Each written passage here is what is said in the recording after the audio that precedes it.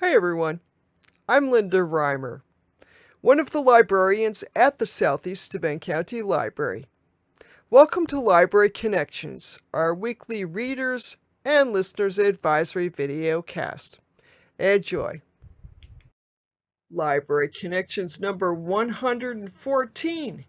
This is the Friday, September 9th, 2022 edition of Library Connections. Jumping right in with the top 5 fiction bestsellers for this week from the New York Times. At number 1, It Ends With Us by Colleen Hoover. A battered wife, raised in a violent home, attempts to halt the cycle of abuse. At number 2, Verity by Colleen Hoover. Loan Ashley is hired by the husband of an injured writer to complete her popular series, and she uncovers a horrifying truth. At number 3, The Ink Black Heart by Robert Galbraith, aka J.K. Rowling, the 6th book in the Cormorant Strike series. When a cartoonist is murdered, Cormoran and Robin go after a mysterious online figure known as Anime. At number 4, Where the Crawdads Sing by Delia Owens. In a quiet town on the North Carolina coast in 1969, a young woman who survived alone in the marsh becomes a murder suspect. And at number 5, Carrie Soto is Back by Taylor Jenkins Reid. A tennis player comes out of retirement and trains with her father to defend her record. Moving on to the top 5 nonfiction bestsellers for this week. At number 1, I'm Glad My Mom Died by Jeanette Mccurdy. The actress and filmmaker describes her eating disorders and difficult relationship with her mother. At number 2, The Body Keeps the Score by Bessel van der Kolk. How trauma affects the body and mind, and innovative treatments for recovery.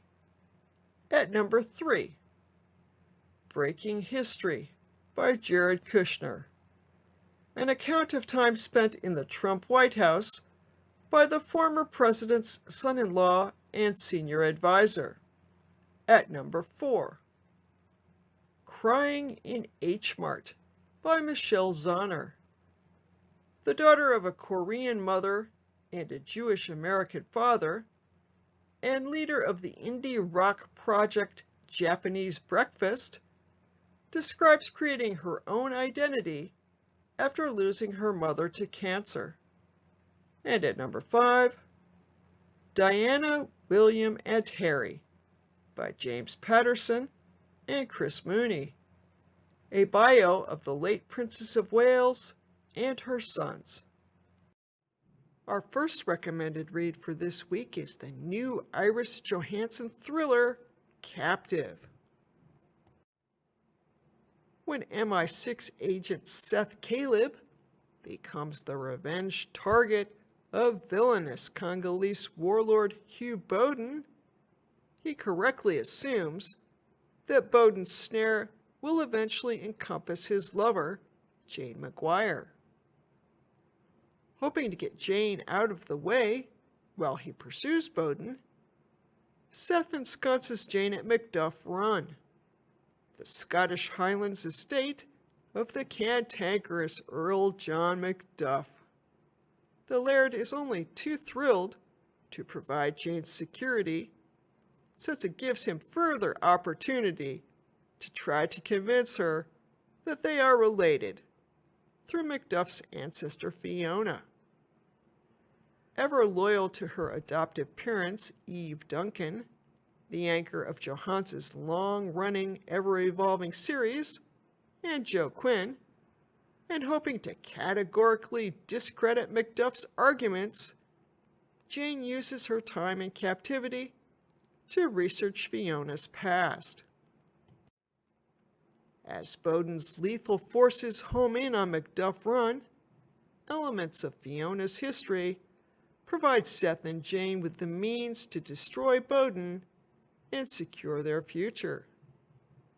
Johansson takes Seth's and Jane's passionate relationship to an unexpected new level, and in doing so, creates an unstoppable team sure to inspire another tantalizing suspense series.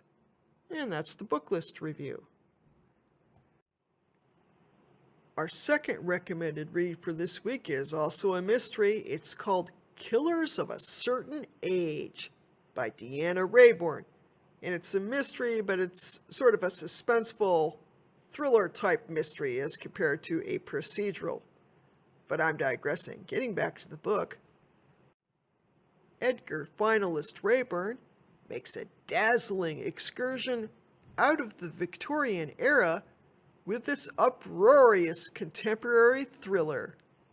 Billy, Mary Alice, Natalie, and Helen have been a cozy quartet of avenging goddesses for more than 40 years. One of the most elite assassin squads on Earth. Recruited in late 1978 by an extra-governmental organization called the Museum. Soon after they're forced to go on an all-expenses-paid retirement cruise in the Caribbean, they discover they've apparently been targeted for death by the museum board. They immediately go into investigative overdrive, relying on their expert training and experiences to uncover the means and motives behind their potential demise. Flashbacks to several of their high-profile cases, including a Zanzibar hit on an aging baroness that comes back to haunt Billy, keep the reader guessing. Colorful regional details and vividly portrayed secondary characters flesh out this rollicking tale. Fans of Helen Thurston and Richard Osman will relish watching these badass women in their 60s swing into action. Raybourn has outdone herself. And that's the Starred Publishers Weekly Review. And I have to add a personal 2 cents worth here. I'm in my mid-50s, so having a novel with strong, badass women in their 60s swinging into action seems super cool to me. We're starting to see more of that in fiction. Strong women past a certain age that are the main characters, as compared to novels like, The Doctor's Daughter or The General's Daughter or something like that. It's the women in these novels that are front and center, and I think that's super cool. And I'm digressing, so moving right along.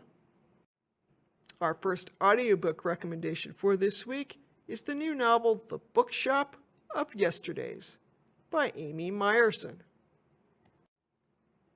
The audio is read by Anne-Marie Gideon. 16 years after she last saw her uncle Billy, Miranda Brooks learns that he has passed away, and she has inherited his Los Angeles-based store, Prospero Books.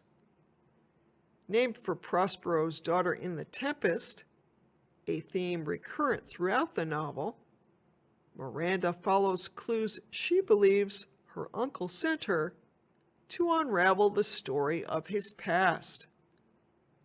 The path leads her to people who fill in the holes she didn't know she had in her own story. At first, Miranda's parents are thrilled that she has returned home.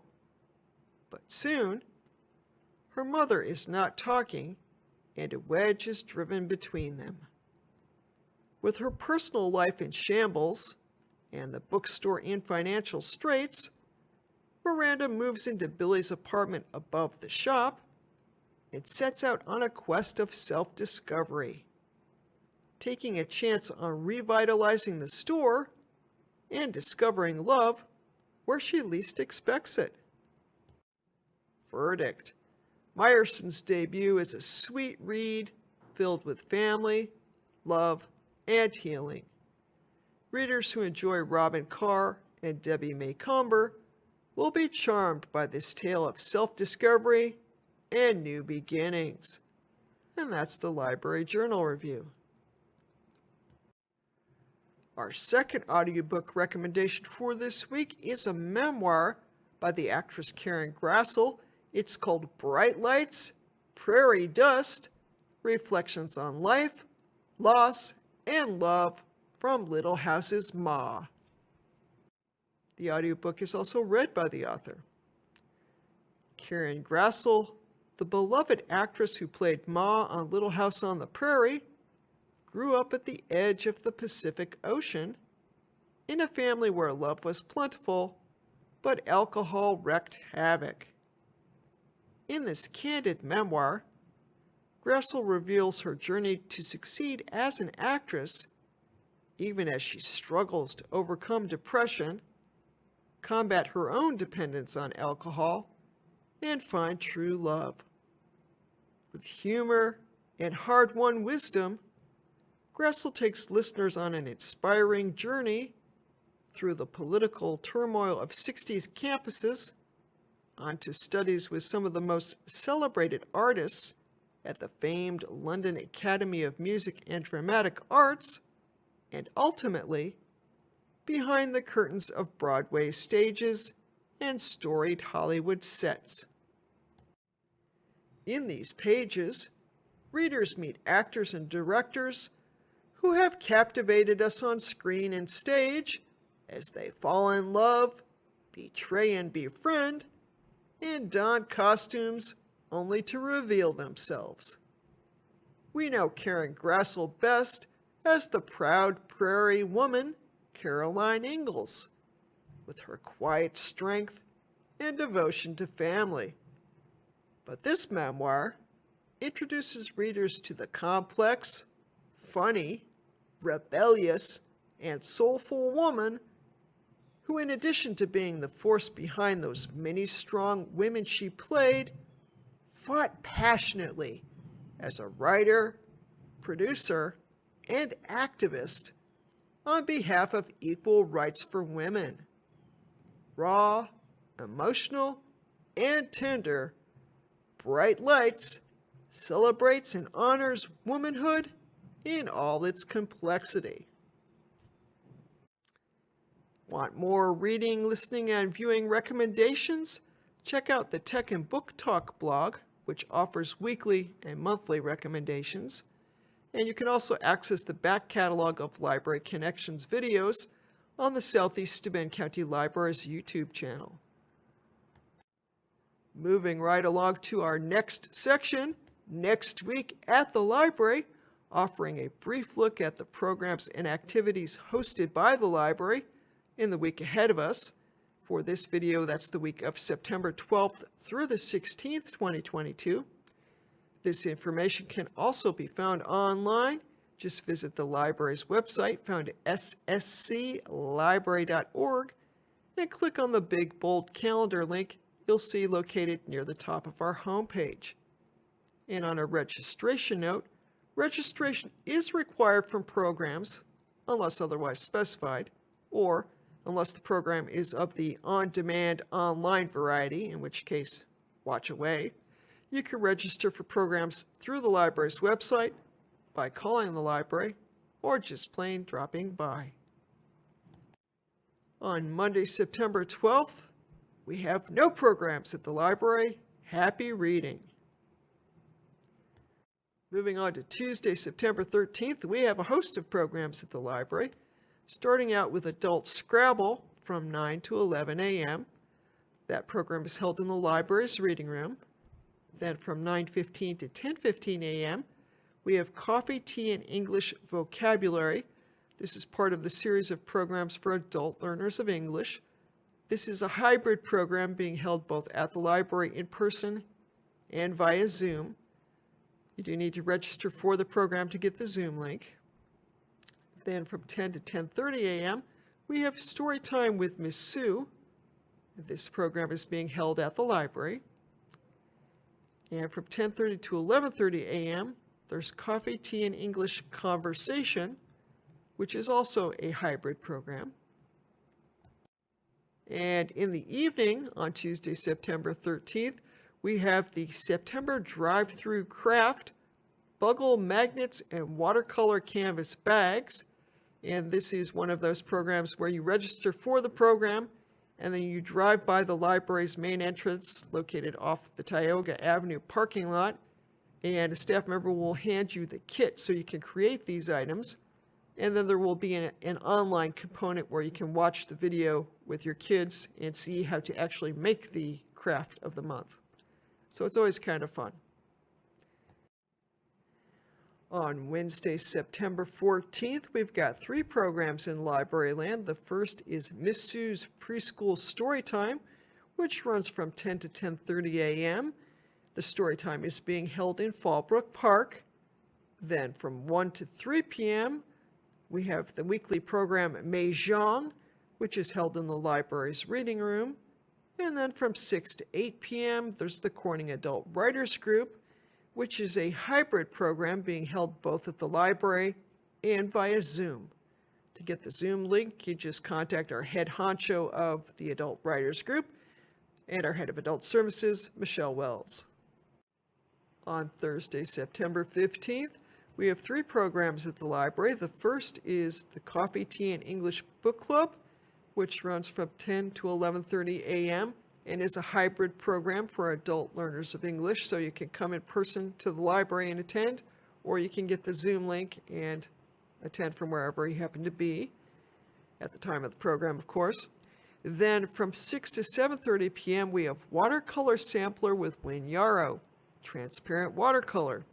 This program is being held at the library and is part of a fun and informative series of classes where you are able to try out a variety of water-based art media and discover what suits you best.